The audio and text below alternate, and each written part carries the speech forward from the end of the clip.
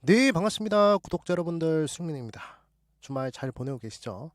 저희 숙민 채널은 매주 일요일마다 외국인 기관들이 매수를 많이 한 종목들을 살펴보면서 다음 주 시장 흐름을 대비해보고 있죠. 근데 이번 주는 휴장일이 좀 있었기 때문에 한 주 동안 외국인 기관들의 매수세를 좀 찾아가봤자 크게 의미는 없을 것 같아서 이번에 트럼프가 베네수엘라를 침공하면서 마두로를 생포해 갔죠. 그 이후 증시 흐름이 어떻게 변할지, 그리고 앞으로 국제 정세는 어떻게 될지, 우리는 어떤 종목들을 눈여겨봐야 될지, 이 부분에 대해서 오늘 간략하게 좀 말씀을 드리겠습니다. 자, 우선은 미국이 베네수엘라를 직접 통치하겠다라고 선언을 했죠. 자, 트럼프는 안전한 정권 이양을 할 때까지 미국이 베네수엘라를 통치하겠다라고 이야기를 했습니다. 그리고 미국의 지상군이 베네수엘라에 주둔할 가능성도 이야기를 했습니다. 그리고 가장 중요한 내용은 미국의 석유 기업이 베네수엘라에 진출을 하겠다라고 이야기를 했어요. 그러면서 인프라를 재건하겠다라고 발표를 했습니다. 원래 베네수엘라 같은 경우에는 세계 최대 산유국입니다. 원래는 미국의 석유 기업들이 베네수엘라에서 원전을 개발해 줬단 말이죠. 근데 베네수엘라가 다시 그것을 공영화하면서 미국의 석유 기업들을 다 쫓아버렸습니다. 그러면서 공무원들이 베네수엘라 원전을 관리하는 그런 상황이었는데, 공무원들이 운영하니까 이 개발을 많이 하든 유지보수를 많이 하든 월급이 똑같잖아요. 그래서 더 이상 발전이 안 되는 겁니다. 그래서 베네수엘라의 이 원전은 점점 쇠퇴를 해가는 그런 상황이었단 말이죠. 근데 이번에 미국이 석유 기업들을 베네수엘라에 다시 보내서 다시금 인프라를 재건하겠다, 이렇게 이야기를 했습니다. 자, 그래서 이번에 미국이 베네수엘라를 공습을 했죠. 가장 화가 난 국가가 어디냐? 바로 중국입니다. 아니, 주권을 가지고 있는 국가에 무력을 사용하면서까지 이렇게 대응을 해야 되냐? 우리는 정말 충격적이다, 이렇게 이야기를 했습니다. 그러면서 미국을 강력하게 규탄을 했어요. 왜 이렇게 중국이 발작을 하는 것일까? 이 베네수엘라라는 나라는 중국의 돈을 많이 먹었어요. 그래서 중국의 영향력이 굉장히 큰 국가입니다. 굉장히 친중 국가예요. 그래서 중국은 베네수엘라 석유에 도움을 좀 받았죠. 그래서 중국의 영향력이 큰 국가인데 미국이 침공을 해가지고 정권을 확 바꿔버리니까 중국 입장에서는 어이가 없는 것이죠. 이거는 명백한 국제법 위반이다, 뭐 이렇게 이야기를 하면서 강력하게 규탄을 했습니다. 자, 그러면 왜 이렇게 중국도 그렇고 미국도 그렇고 이 베네수엘라를 못 잡아먹어서 안달인가 라고 봤을 때, 전 세계 원유 중에서 가채 매장량을 따져봤을 때 3조 3천억 배럴이 있다고 합니다. 가채 매장량이 뭐냐? 그러니까 이미 땅속을 탐사했을 때 발견된 석유고, 그 발견된 석유를 개발을 했을 때 돈을 벌 수 있는 그 규모를 바로 가채 매장량이라고 하는데, 전 세계에서 3조 3천억 배럴이라고 해요. 베네수엘라에는 5천억에서 2조 배럴 이상이 매장이 되어 있다고 합니다. 그러니까 엄청나게 많은 석유를 가지고 있는 것이죠. 근데 단점이 있습니다. 베네수엘라산 석유는 초중진류입니다. 그래서 정제를 하면 대부분 아스팔트가 주로 나와요. 그러니까 기름이 딱 채굴을 했을 때 적당히 끈적끈적해야 되는데, 베네수엘라산 석유는 채굴을 하면 엄청 끈적끈적한 것이죠. 그래서 잘 쓰면 그럼 이제 등유로 쓰는 거고, 대부분은 다 아스팔트 원료로 그렇게 쓰인다고 합니다. 근데 진짜 경제성 있는 기름은 무슨 기름입니까? 가솔린이나 디젤 아니겠습니까? 못해도 항공유 정도는 해줘야, 그래야 경제성 있는 기름인데, 베네수엘라 기름은 양은 많은데 생각보다 경제성은 떨어진다는 것이죠. 그래서 이 부분을 극복하기 위해서는 가벼운 경질류하고 섞어서 활용을 해야 됩니다. 그렇게 되면 조금 경제성 있는 기름으로 재탄생이 될 수가 있어요. 그래서 가벼운 경질류가 뭐가 있겠습니까? 미국의 셰일 오일은 굉장히 가볍습니다. 그래서 미국에서 나오는 셰일 오일과 베네수엘라에서 나오는 초중진류를 섞어서 활용을 하면, 그러면 굉장히 경제성 있는 기름을 만들 수가 있겠죠. 그래서 미국이 베네수엘라를 침공하면서 미국 기업이 베네수엘라 원전을 차지하면, 그러면 또다시 엄청난 양의 석유를 만들어낼 수가 있다는 것입니다. 자, 그러면 석유 공급이 또 엄청 많아질 수가 있겠죠. 트럼프는 그걸 노리는 겁니다. 자, 트럼프는 최근에 앱스타인 문건 때문에 지지율이 굉장히 낮아졌죠. 거의 뭐 30% 수준이라고 하는데 이렇게 가면 중간 선거는 답이 없습니다. 그리고 만약에 트럼프가 중간 선거에서 패배하게 되면 뭐 대부분 생각들 하시겠지만 레임덕이 옵니다. 트럼프가 대통령이긴 하지만 이제 그 대통령으로서의 힘을 발휘를 못하겠죠. 중간 선거에서 지게 되면. 트럼프는 중간 선거에 사활을 걸어야 됩니다. 그래서 미국의 석유 기업이 베네수엘라 정유 설비를 개발을 해서 석유가 쏟아져 나오면 그러면 석유의 공급이 많아지니까 기름값이 내려가겠죠. 그러면 이제 유가가 안정되고 결국에 유가가 안정되면 물가가 안정이 됩니다. 그러면 어떻게 되겠습니까? 물가를 잡은 대통령이라고 해서 중간 선거에서 승리할 가능성이 커진다는 것이죠. 근데 대부분 데이터를 봤을 때 공화당이 대통령을 하고 있는 상황에서는 공화당이 이기기는 어렵습니다. 그리고 민주당이 대통령 하고 있을 때도 민주당이 중간 선거에서 이기기가 어려워요. 그래서 트럼프는 지금 노력을 하고 있는 겁니다. 중간 선거에서 이기기 위해서. 그래서 이번에 베네수엘라를 공격을 한 것은 지지율 상승을 위한 정치적 퍼포먼스다라고 저는 그렇게 보여져요. 그러니까 트럼프는 대통령이 당선이 되고 실제로 본인이 말했던 굵직굵직한 공약들을 지키지 못했어요. 일단 첫 번째, 우크라이나 러시아 전쟁 끝내겠다라고 이야기를 했죠. 지금도 전쟁 중이잖아요. 그리고 북한의 김정은 만나가지고 협상을 하겠다라고 이야기를 했는데 그것도 못하고 있죠. 그리고 뭐 제조업을 살리겠다라고 이야기를 하고 있는데 그것도 생각보다 잘 안 되고 있는 것 같고. 그러니까 트럼프가 이야기했던 공약들이 제대로 이행이 안 되는 겁니다. 그러다가 앱스타인 문건까지 발표가 되면서 이미지도 완전히 추락을 하고 그러니까 트럼프 입장에서는 물러설 곳이 없는 겁니다, 이제. 그래서 이렇게 과감한 정치적 퍼포먼스를 보여줬는데 저는 잘 모르겠습니다. 이게 과연 지지율 반등에 시너지가 될 수 있을지 없을지 모르겠어요.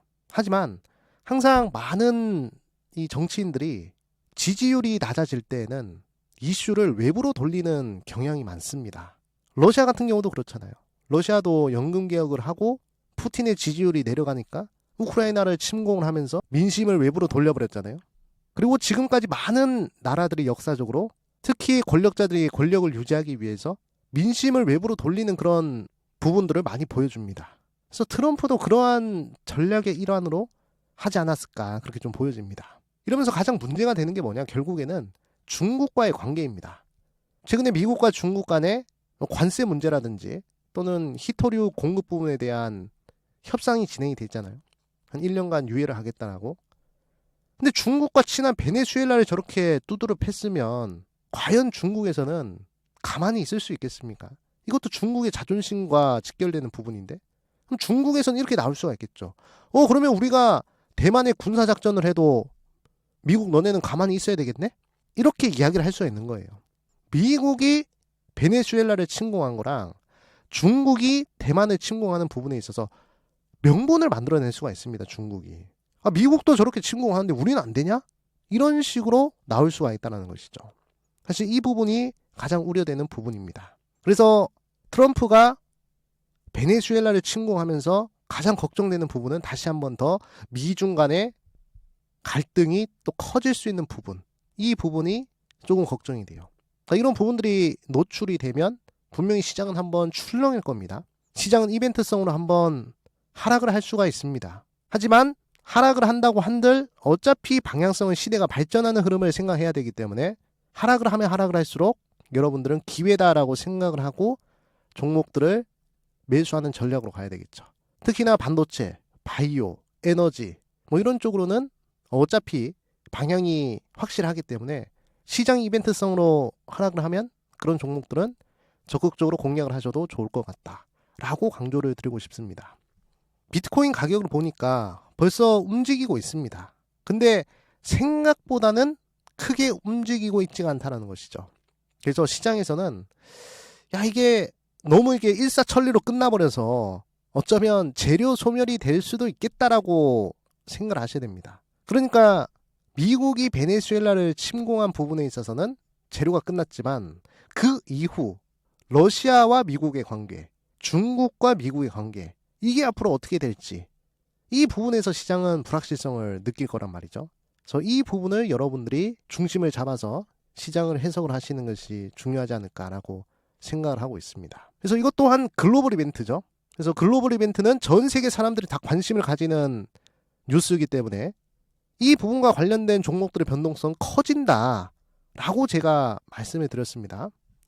자, 그래서 관련된 종목들은 어떤 종목들이 있을까라고 했을 때 결국에는 일단 미중 갈등과 관련된 종목들이 다시 한번 더 변동성이 나올 수가 있겠죠. 뭐 지금 당장은 아니더라도 분명히 중국에서도 뭔가 규탄을 할 것이고 이야기를 할 것입니다. 그래서 대표적으로 노바텍 이런 종목들이 있습니다. 자, 이런 회사들 좀 눈여겨보셔야 되겠고요. 지금 차트가 계속 횡보하는 흐름이 나오고 있죠. 근데 여기 보시면 차트는 횡보를 하고 있는데 보조지표는 상승하고 있잖아요. 이런 부분들에서는 누가 적극적으로 매수를 야금야금 하고 있다는 부분으로 해석을 할 수가 있습니다. 그래서 노바텍 같은 종목들 한번 눈여겨보시고요. 유니온이 대표적이죠. 히토류 관련된 종목이라고 하면. 자, 유니온도 한번 크게 상승을 하고 많이 눌려있는 상태입니다. 자, 그리고 유니온 머티리얼 같은 경우에도 히토류 관련된 종목으로 변동성이 한번 나오고 나서 쭉 눌려있는 흐름입니다. 그래서 이런 종목들이 또다시 변동성이 나올 확률이 커지고요. 자, 그 다음에 제가 우려를 하는 것은 뭐라고 말씀드렸죠? 가장 우려스러운 부분은 중국이 주권 국가의 무력을 사용한 부분에 대해서 충격을 받았다라고, 강력 규탄을 한다고 했잖아요. 결국에 중국의 심기를 건드린 겁니다. 그래서 중국이 대만을 침공할 수 있다라는 그런 불확실성이 생길 수 있기 때문에 방산주, 뭐 현대 로템이라든지 LIG 넥스온이라든지 또는 한화 에어로스페이스라든지 이런 방산주들도 한번 변동성이 날 수가 있겠다라고 생각이 듭니다. 자, 그래서 히토류 관련된 종목들, 방산주들 한번 눈여겨보시면 괜찮을 것 같고요. 자, 그러면 방산주들 수급 흐름 한번 보도록 하겠습니다. 자, 한화 에어로스페이스는 최근에 사모펀드 투신 연기금 쪽에서 매수가 많이 들어왔네요. 수급 흐름이 괜찮습니다. 개인도 조금 들어오긴 했는데 그래도 메이저 기관들이 매수를 많이 해서 긍정적으로 보여집니다. 자, 그리고 LIG 넥스온도 마찬가지 사모펀드 연기금 투신해서 적극적으로 매수를 하고 있습니다. 자, 그리고 12월 19일 날 보니까 400억짜리가 한번 들어왔네요. 자, 그리고 12월 29일에도 400억짜리 가깝게 이렇게 들어왔습니다. 이거 많이 들어온 것이죠. 연기금에서 연속적으로 매수를 해주고 있기 때문에 예사 흐름은 아니다 라고 볼 수가 있겠습니다. 자, 그리고 현대로템도 마찬가지 외국인 기관들이 매수를 많이 해주고 있죠. 투신 연기금 사모펀드 연속으로 해주고 있습니다. 최근에 외국인들도 꾸준하게 연속으로 매수를 해주고 있습니다. 자, 그래서 방산주들 예사롭지 않구나 이렇게 보시면 좋겠습니다. 자, 그래서 이번에 트럼프가 베네수엘라를 침공한 부분에 있어서 많은 사람들이 석유 관련된 종목들의 변동성이 크게 나올 것이다 라고 생각을 하는데 그거는 반짝일 수 있습니다. 이 부분은 미국과 중국이 다시 한 번 더 갈등이 생길 수 있는 그 트리거가 될 수가 있어요. 이거는 지정학적 문제로 해석을 하는 게 맞지 않을까 그렇게 좀 보여집니다. 그래서 미중 갈등과 관련된 히토리 관련주들, 그 다음에 이번 이슈를 통해서 중국이 대만을 침공한다라고 설칠 수 있기 때문에 방산 관련된 종목들 이렇게 여러분들이 눈여겨보시면 좀 괜찮지 않을까 이렇게 좀 말씀을 드리겠습니다. 자, 마지막으로 저희 수익민 채널이 매월 한 달에 한 번씩 강의를 진행을 하죠. 그래서 1월 3일 토요일 저녁 7시 라이브 강의를 진행을 했습니다. 이건 이제 끝났고요. 자, 그 다음에 1월 4일 오늘입니다. 오늘 저녁 7시에 또 방송을 진행하니까요. 여러분들 많은 참여 부탁드리겠습니다. 오늘은 187억을 만든 슈퍼개미가 말하는 시장에서 꾸준한 수익을 내는 방법론에 대해서 말씀을 드릴 것입니다. 자, 그리고 내일 1월 5일 월요일 저녁 7시에는 삼성전자 시가총액 천조시대 임박 2026년 10배 예상 2026년 10배 대시세 예상 종목을 공개해드릴 예정입니다. 2025년도엔 제가 원익홀딩스를 한번 강조를 드렸죠. 2026년도에도 제2의 원익홀딩스가 될 수 있는 종목을 제가 찾아서 여러분들께 월요일 강의에서 전달해드릴 예정입니다. 그래서 오늘, 내일 이렇게 참여해 주시면 감사하겠습니다. 자, 그리고 저희 수익민 채널이 100% 무료로 텔레그램 방도 운영하고 있습니다. 여기서 다양한 투자 콘텐츠를 무료로 공유를 드리고 있으니까요. 여러분들 필요하신 분들은 댓글창 상단에 텔레그램 방 링크 있으니까 참고하셔서 입장해 주시면 좋을 것 같습니다. 네, 여러분들 오늘은 여기까지 하도록 하겠습니다. 항상 여러분들이 남겨주시는 소중한 댓글 하나하나 잘 읽어보고 있습니다. 그리고 오늘 영상도 도움이 되셨으면 댓글에 하트 한 번씩만 남겨주시면 대단히 감사하겠습니다.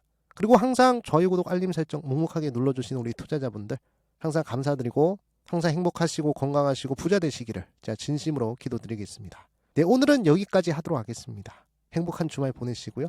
다음에 또 좋은 영상으로 찾아뵙겠습니다. 감사합니다. 수익!